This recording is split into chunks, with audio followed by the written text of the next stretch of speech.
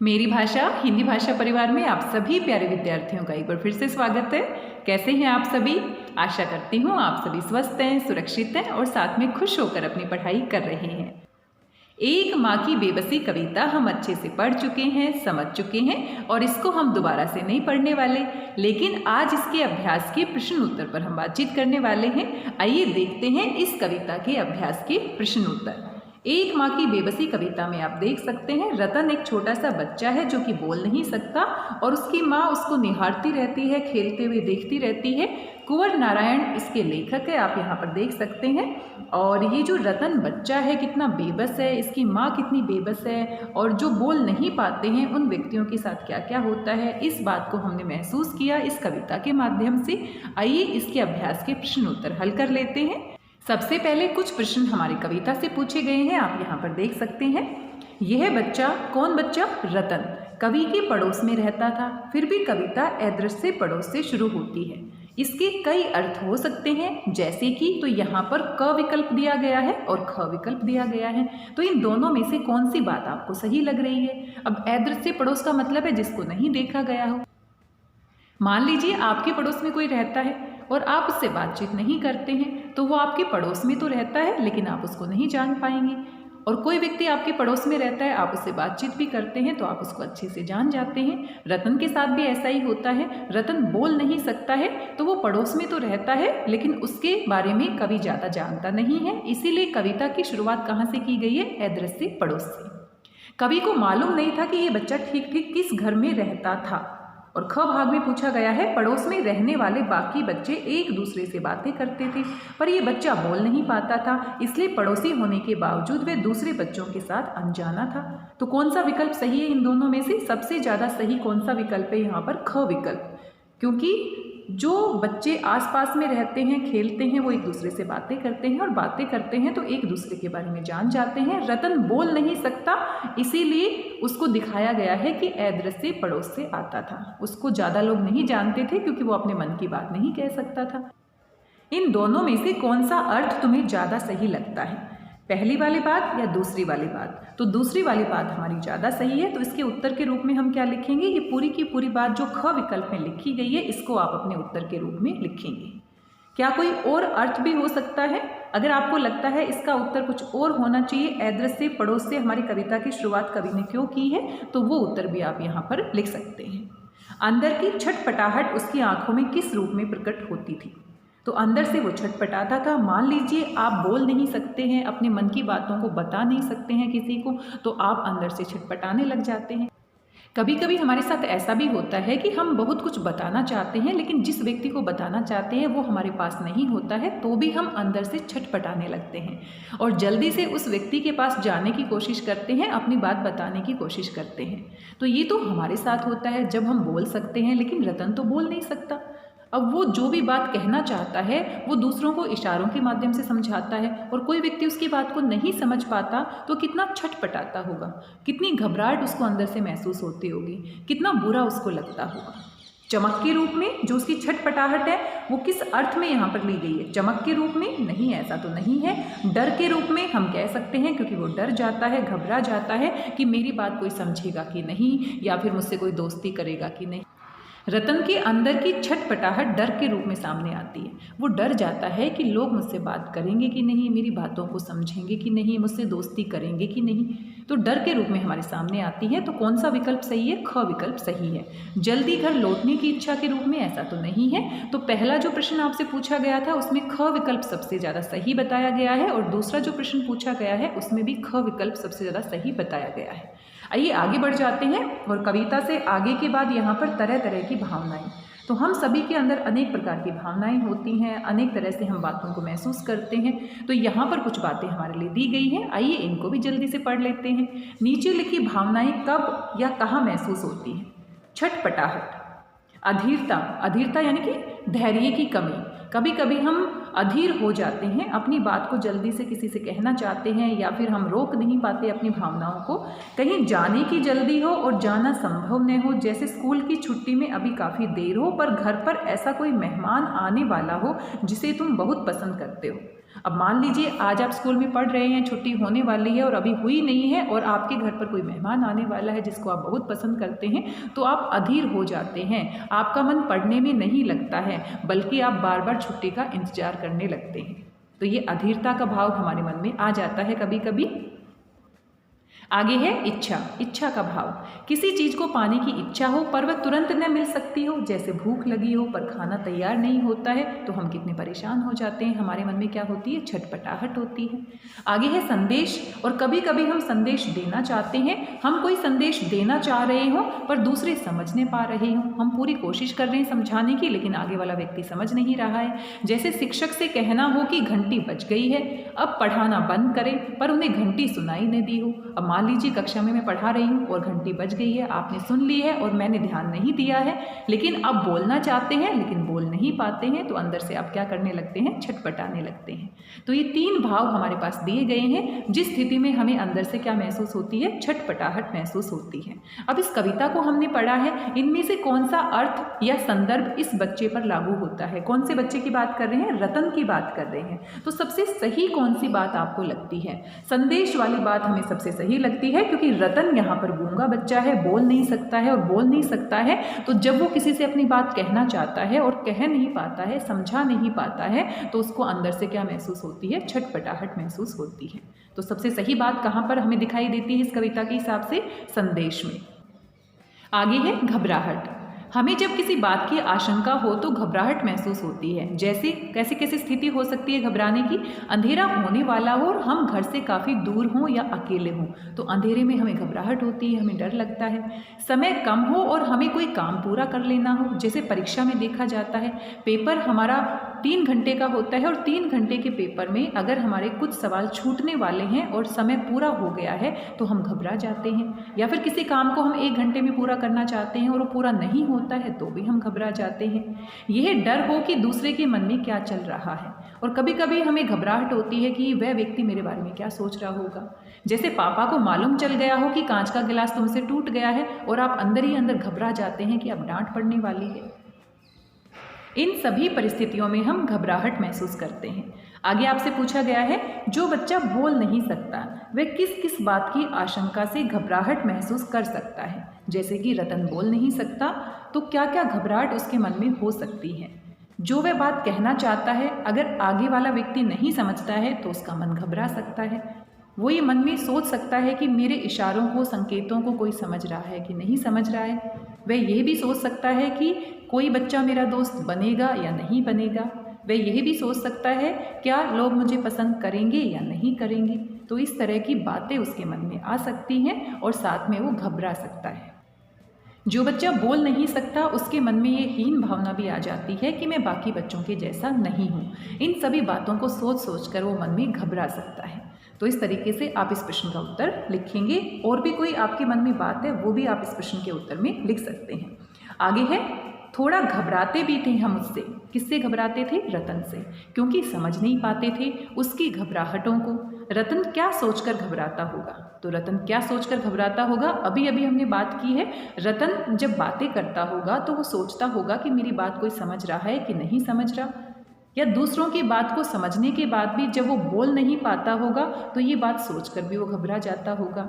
साथ में रतन को लगता होगा कि मैं भी बाकी बच्चों की तरह से क्यों नहीं बोल सकता हूँ। रतन मन में ये बातें भी सोच सकता है कि लोग मुझे पसंद करते हैं कि नहीं, लोग मुझसे बात करना चाहते हैं कि नहीं, क्या बच्चे मेरे साथ खेलना चाहते भी हैं कि नहीं। इन सभी बातों को सोच सोचकर वो मन में घबराता होगा। अपने दोस्तों से पूछकर पता करो कौन क्या सोचकर और किस काम को करने में घबराता है। अब आपके बहुत सारे दोस्त होते हैं तो उनसे आप बात कर सकते हैं, पूछ सकते हैं और कारण भी पता करो और किस कारण से वो घबराते हैं। जैसे कि आप अपनी दोस्त या सहेली से बात कर सकते हैं और उसका नाम आपको यहाँ पर लिखना है। आप एक या एक से ज़्यादा दोस्तों से भी बात कर सकते हैं और उनके जो उत्तर आएंगे वो आप यहाँ पर लिख सकते हैं। तो ये जो प्रश्न है सभी बच्चे को अपने हिसाब से करना है। आपको अपने दोस्तों से बात करनी है, उसका नाम लिखना है यहाँ पर, किस बात से घबराता है, आपका वह दोस्त किस बात से घबराता है वो बात आपको यहाँ पर लिखनी है, और घबराने का कारण क्या बताया उसने वो आपको यहाँ पर लिखना है। तो ये प्रश्न सभी बच्चों को अपने हिसाब से करना है, अपने दोस्तों से बातचीत करनी है, सहेलियों से बातचीत करनी है, और जितने भी लोगों से बातचीत करते हैं उन सभी के नाम आपको यहाँ पर लिखने हैं, किस बात से वो घबराते हैं और साथ में उसका कारण क्या है। ये सभी बातें आपको यहाँ पर लिखनी है। आइए आगे बढ़ जाते हैं। भाषा के रंग। कवि ने इस बच्चे को टूटे खिलौने की तरह बताया है। किसको? रतन को। रतन एक टूटे खिलौने के समान है।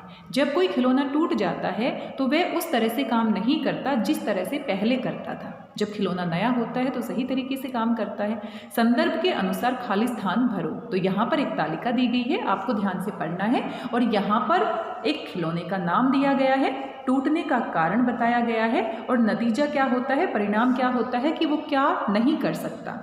तो खिलौना जब टूट जाता है तो जो पहले काम करता था जब वो नया था वैसा काम नहीं कर पाता है। जैसे कि आपके पास कोई गाड़ी है, पहिया निकल जाता है तो वो चल नहीं पाती है।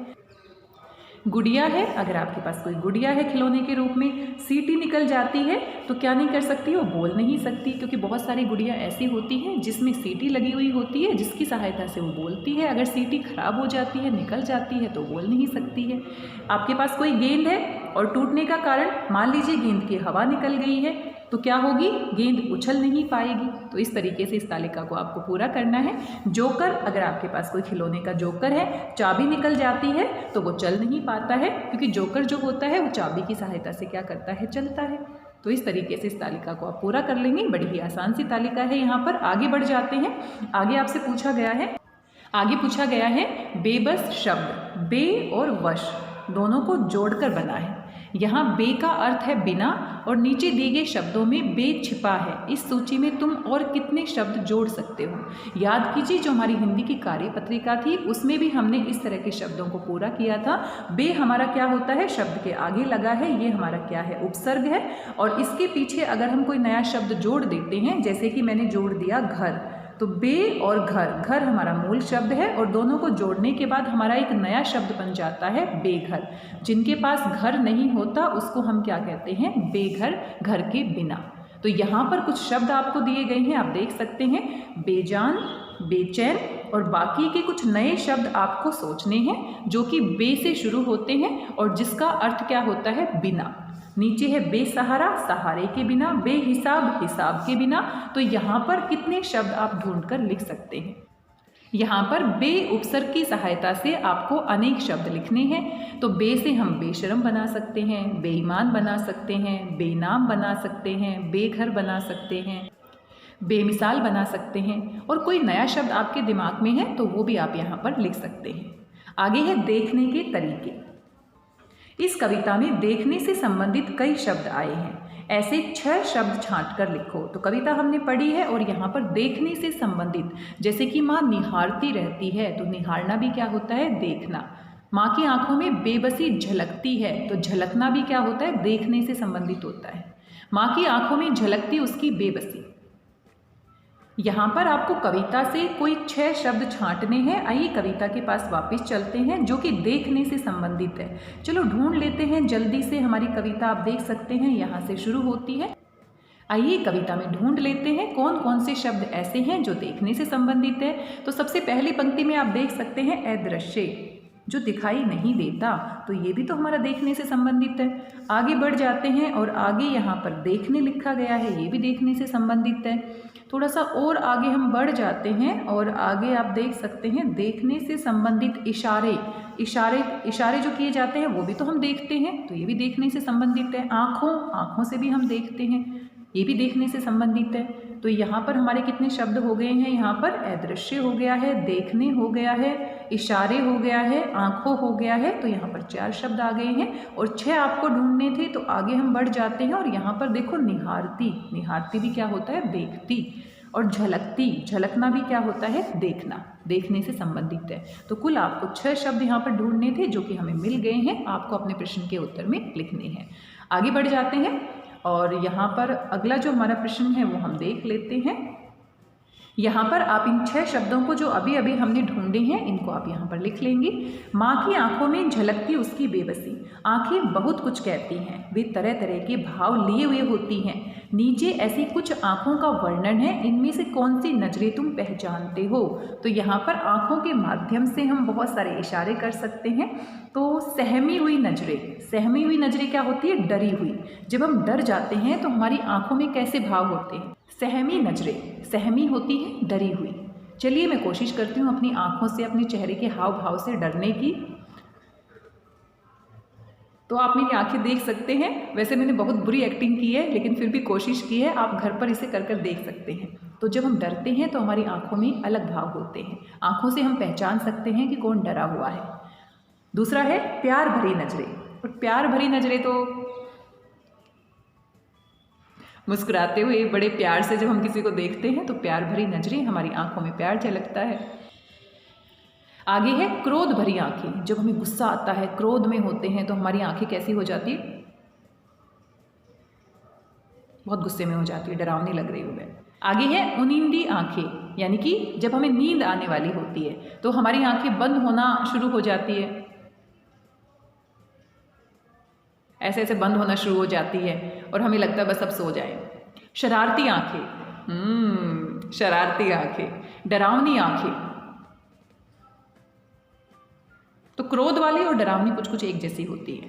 तो मुझे बहुत अच्छे से एक्टिंग करनी अभी नहीं आ रही, क्योंकि जब हम सच में डरते हैं तो जो एक्सप्रेशंस होते हैं वो वास्तविक होते हैं। लेकिन अभी थोड़ा सा ऐसे ही एक्टिंग करके मैंने दिखाया है, आप खुद से ट्राई कर सकते हैं। और किसी बच्चे को अगर बहुत अच्छे से ये सारे एक्सप्रेशन आँखों से करने आते हैं तो छोटा सा वीडियो बनाकर भी आप मेरे साथ शेयर कर सकते हैं। तो इसको आप करके देखना। आगे बढ़ जाते हैं। नीचे आँखों से जुड़े कुछ मुहावरे दिए गए हैं, तुम इनका प्रयोग किन संदर्भों में करोगे? तो मुहावरे भी हमारे बहुत सारे ऐसे हैं जो आंखों से जुड़े हुए होते हैं, जैसे कि आंख दिखाना यानी कि डराना। तो इससे संबंधित आप एक वाक्य बना सकते हैं। आंख दिखाना, इसका अर्थ क्या होता है? डराना। जब हम किसी को डराते हैं तो आंखें दिखाते हैं। इसका वाक्य आप खुद से बनाएंगे। आगे है नजर चुराना। नजरें हम कब चुराते हैं? जब कोई गलत काम करते हैं और हम शर्मिंदा होते हैं तो नजरें चुराते हैं। इसका वाक्य का प्रयोग आप खुद से करेंगे। आँख का तारा बहुत प्यारा। तो सभी बच्चे अपने माता पिता के आँखों के तारे होते हैं। नजरें फेर लेना। नजरें फेरना यानी कि अनदेखा करना। जब हम किसी को नहीं देखना चाहते हैं या उसको अवॉइड करना चाहते हैं, अनदेखा करना चाहते हैं तो नजरें फेर लेते हैं। आँख पर पर्दा पड़ना। आँख पर पर्दा पड़ना यानी कि साफ साफ दिखाई नहीं देना, या सच का पता नहीं लगना, या सच जानने की कोशिश नहीं करना। जब हम सच को जानने की कोशिश नहीं करते या जानकर भी अनदेखा करते हैं तो हम कहते हैं आंखों पर पर्दा पड़ा हुआ है। अब मान लीजिए माता पिता अपने बच्चे से बहुत प्यार करते हैं और बच्चे ने गलती की है, तो हम कह सकते हैं रोहित के माता पिता की आंखों पर पर्दा पड़ा हुआ है। वो इतनी गलतियां करता है लेकिन फिर भी वो उसको डांटते नहीं हैं। इन सभी मुहावरों के अर्थ आपको लिखने हैं और इनसे एक एक वाक्य बनाना है। आगे है माँ। और माँ से संबंधित देखते हैं क्या पूछा गया है। याद आती रतन से अधिक उसकी माँ की आंखों में झलकती उसकी बेबसी। हमारी कविता की अंतिम पंक्तियां हैं। रतन की माँ की आंखों में किस तरह की बेबसी झलकती होगी? तो ये हमारा कार्य पत्रिका में भी प्रश्न पूछा गया था। रतन की माँ बेबस है क्योंकि वो चाह कर भी रतन को बोलने के लिए नहीं कह सकती, रतन के मुंह से कुछ भी नहीं सुन सकती। माता पिता हमेशा चाहते हैं कि उनके बच्चे उनसे बात करें, उनको माँ बाप कहकर बुलाएं, लेकिन रतन की माँ बेबस है, वो चाह कर भी रतन को बोलते हुए नहीं सुन सकती। तो इस तरह की बेबसी उसकी आंखों में झलकती है। अपनी माँ के बारे में सोचते हुए नीचे लिखे वाक्यों को पूरा करें। मेरी माँ बहुत खुश होती है जब। अब आपकी माँ कब खुश होती है? मेरी माँ बहुत खुश होती है जब मैं कोई अच्छा कार्य करता हूँ, जब मैं अच्छे से पढ़ता हूँ, जब मैं उनकी सभी बातें मानता हूँ। आपकी माँ कब खुश होती है उसके बारे में आपको आगे यहाँ पर इस वाक्य को पूरा करना है। माँ मुझे इसलिए डांटती है क्योंकि। माँ मुझे इसलिए डांटती है क्योंकि मैं शरारतें करता हूँ, क्योंकि मैं उनकी बात नहीं सुनता, क्योंकि मैं ज़्यादा टीवी देखता हूँ, क्योंकि मैं ज़्यादा फ़ोन देखता हूँ। आपकी माँ आपको कब कब डांटती है इसके बारे में आपको यहाँ पर लिखना है। मेरी माँ चाहती है कि मैं। और आपकी माँ क्या चाहती है? मेरी माँ चाहती है कि मैं एक अच्छा इंसान बनूं। मेरी माँ चाहती है कि मैं जीवन में हमेशा अच्छे काम करूं। मेरी माँ चाहती है कि मैं अच्छे से पढ़ाई करूं। और आपकी माँ क्या चाहती है, उसके बारे में सभी बच्चों को यहाँ पर लिखना है। आगे बढ़ जाते हैं। माँ उस समय बहुत बेबस हो जाती है जब। माँ उस समय बहुत बेबस हो जाती है जब वो मुझे कुछ काम करने के लिए कहती है और मैं उनकी बात नहीं मानता। जब वो मुझे पढ़ने के लिए कहती है और मैं नहीं पढ़ता। आपकी माँ कब बेबस हो जाती है, उनका कुछ बस नहीं चलता, तो उसके बारे में आपको यहाँ पर लिखना है। मैं चाहता या चाहती हूँ कि मेरी माँ, तो आप क्या चाहते हैं कि आपकी माँ आपके साथ कैसा व्यवहार करे? मैं चाहता हूँ कि मेरी माँ हमेशा मुझसे प्यार करे। मैं चाहती हूँ कि मेरी माँ हमेशा मुझे समझे। मैं चाहती हूँ कि मेरी माँ हमेशा मेरे साथ रहे। तो इस तरीके से जो भी आप चाहते हैं कि आपकी माँ आपके साथ कैसे रहे, उसी के बारे में आपको यहाँ पर लिखना है। तो यहीं पर हमारे अभ्यास के प्रश्न समाप्त हो जाते हैं, आप देख सकते हैं। और यहाँ पर हमारा दूसरा जो सेक्शन है वो शुरू हो जाएगा पाठ्य पुस्तक का मजाक खटोला। और इसमें बहुत सारे पाठ दिए गए हैं, बड़े ही मज़ेदार, जो कि हम आगे आने वाली कक्षाओं में हम पढ़ेंगे। और इसमें यहाँ पर बताया भी गया है, आप अपनी पाठ्य पुस्तक में पढ़ सकते हैं। तो आज के इस वीडियो में बस इतना ही। आशा करती हूँ सभी प्रश्न आपको समझ में आए होंगे, बड़े ही मज़ेदार से थे और सभी प्रश्न आपसे जुड़े हुए हैं। अगर आप ध्यान से इनको पढ़ते हैं, समझते हैं, तो बड़ी आसानी से इनके उत्तर लिख सकते हैं। मिलते हैं किसी और वीडियो में और महत्वपूर्ण जानकारी के साथ। तब तक स्वस्थ रहिए, व्यस्त रहिए, मस्त रहिए, खुश होकर अभ्यास करते रहिए। मेरी भाषा हिंदी भाषा परिवार के साथ जुड़ने के लिए आप सभी का धन्यवाद, बहुत बहुत धन्यवाद।